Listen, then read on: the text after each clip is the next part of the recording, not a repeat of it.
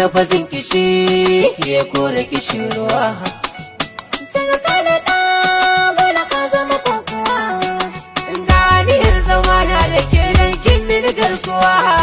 To albarka nake yi da ko zan haya ganuwa.